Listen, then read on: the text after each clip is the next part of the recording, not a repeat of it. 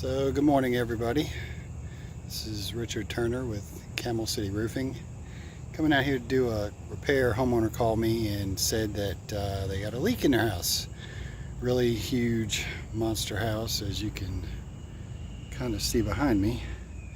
Got Certainteed Grand Manor shingles on here. And I get up on the roof and instantly find two shingles that are just laying in a valley. So I'm going to show you the reason why.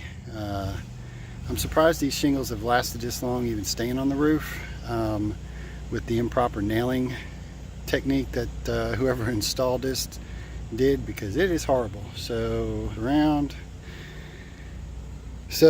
I just put these new shiny nails in here, and literally, as you can see, there's no previous nail holes anywhere, and they have nailed these shingles up high.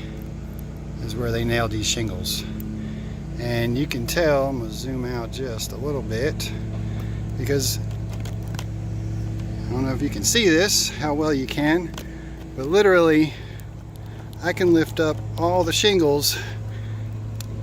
There's one nail turned sideways.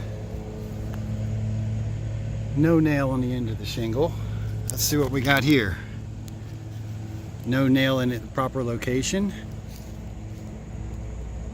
There you go there. And you can see where they nailed the shingle, just on the top. And all of these shingles are lifting up. I can only imagine what the rest of the house is looking like. I mean, here's one of the shingles that came out.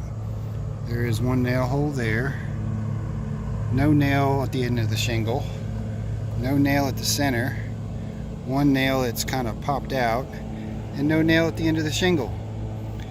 These shingles are the heaviest shingles basically on the market.